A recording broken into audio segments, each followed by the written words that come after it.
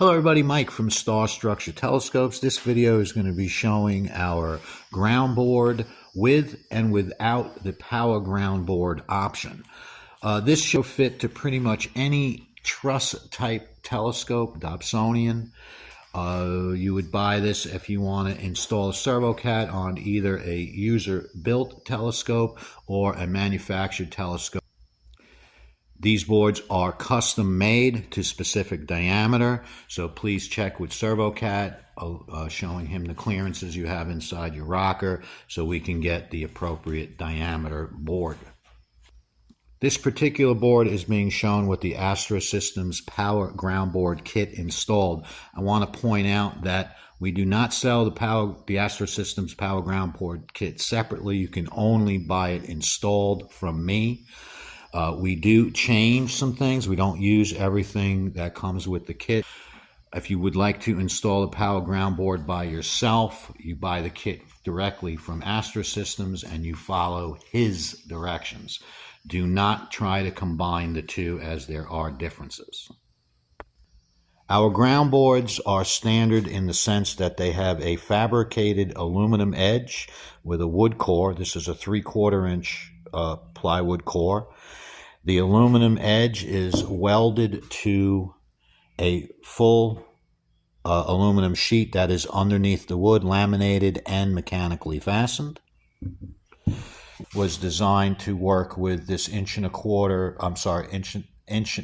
high by 1.5 inch diameter polyurethane roller that you would get from Servocat.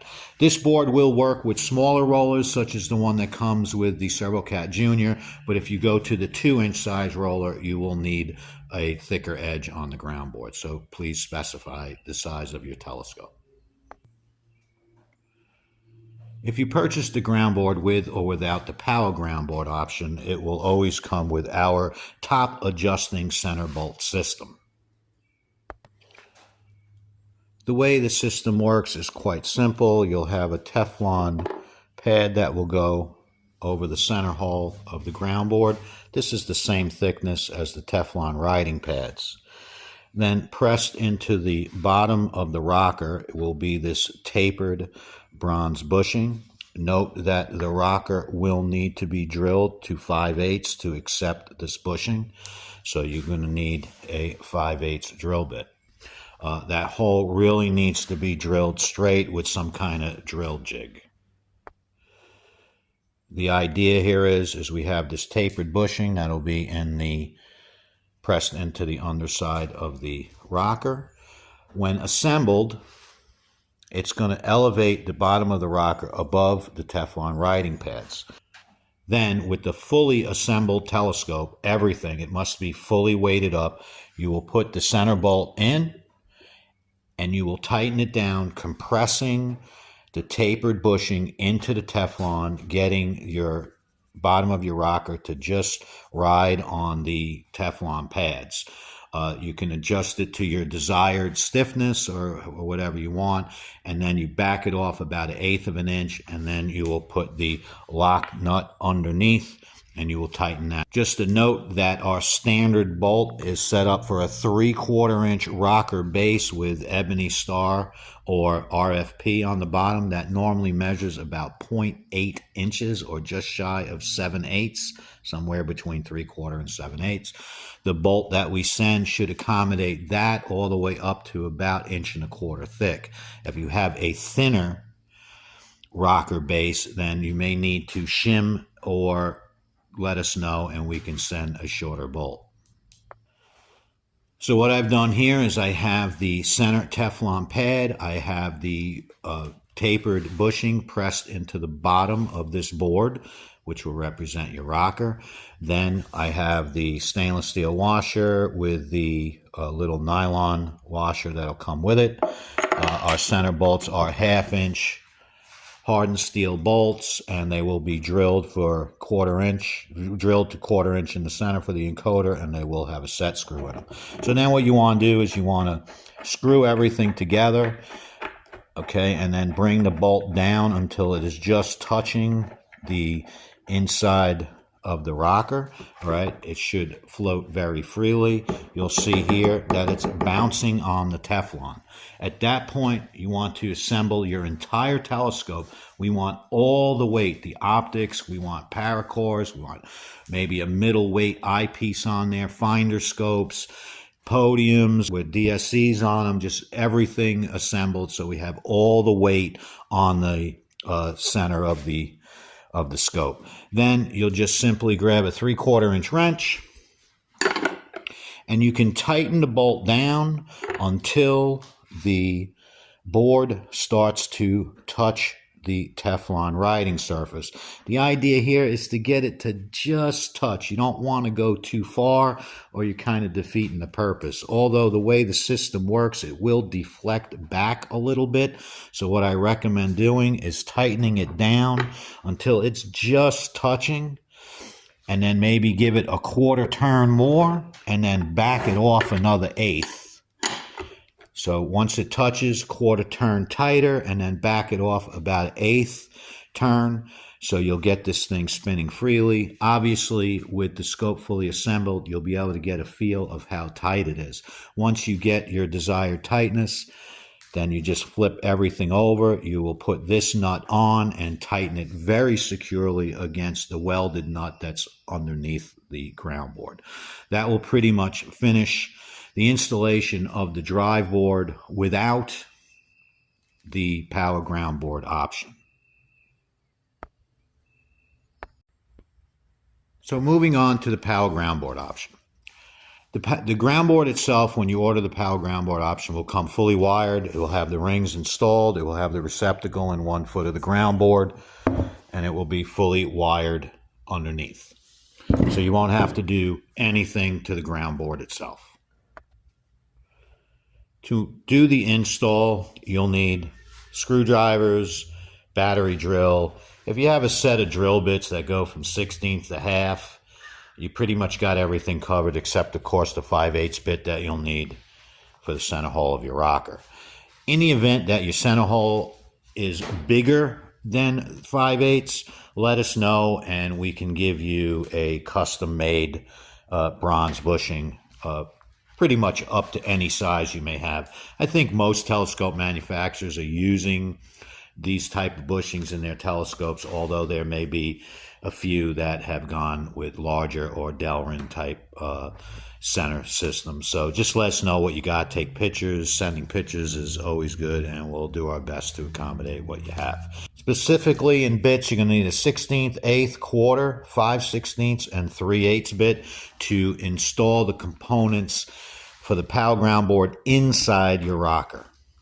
So this is showing everything that you're going to use inside the rocker. We have the drill template, which is going to line up for the connection pins to match up to our terminal bracket right here. We make that. So again, our template is only going to work with this. Here we have the pins, the springs, the little bronze inserts for the pins, and you have the Astro Systems parallel. His parallel is set up to mount with double stick tape. I know in my telescopes I don't find the tape adequate, so I drill holes into the top of this so I can put screws right to the base of my rocker. The most important part of this, or the most difficult part of this installation, is when we drill the holes for these bushings to accept the pins. We want that as straight as possible. So if you have a drill guide, one of those things you put your drill in to get the holes reasonably straight, I highly recommend you do that. This is the bronze bushing that we showed pressed into the bottom of the rocker. When you get the kit with the power ground board option, before you do anything, you want to get the template lined up with the center hole of your rocker. So your rocker will have a 5/8 hole. You use the bushing, you just put it in there. So now we have the appropriate placement for these holes. This can go anywhere you want. Okay, just note that you're going to have your switches with your plug-in somewhere in the rocker. This is going to end up wherever you put the holes in the template, and then this is going to plug in to one of these two as the power in to the switch rail.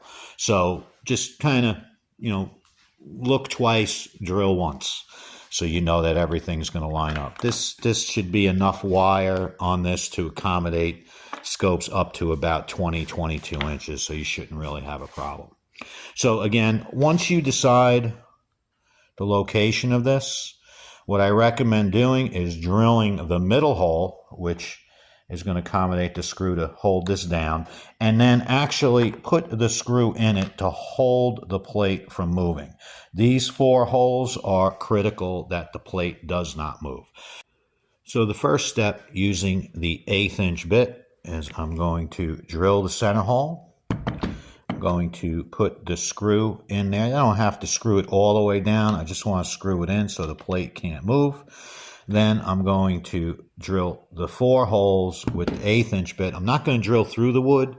I'm only going to drill a little bit as a pilot. So then I'm going to take it over to the drill press over there and drill them through nice and straight.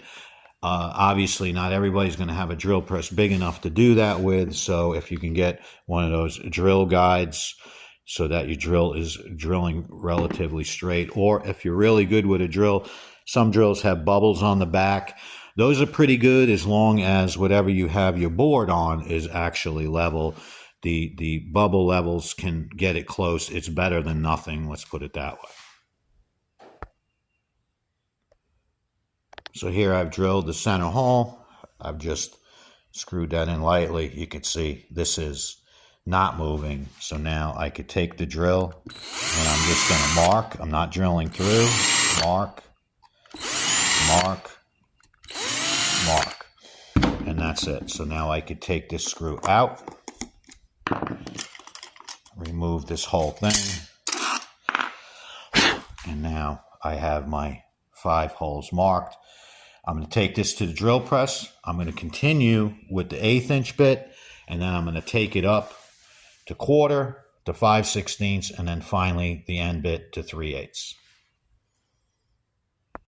Okay, so I have drilled my holes through and up to 3/8 of an inch. So now these are going to press in from the top. Try to press them straight down, pushing them all the way in. Okay. If they don't press in by hand, you can get like a rubber hammer or something like that. Again, just like the bronze bushing that presses up from the bottom. You don't want to cock these in the hole. You made a lot of effort to drill them straight, so let's make sure that we press the bushings in straight as well. So now we have those pressed in. We're ready now to assemble your rocker to the ground board. You're going to follow the same procedure to compress the tapered bushing into the Teflon with the scope fully assembled. This is the time you'll do that when you do have the power ground board option. So you'll get that done.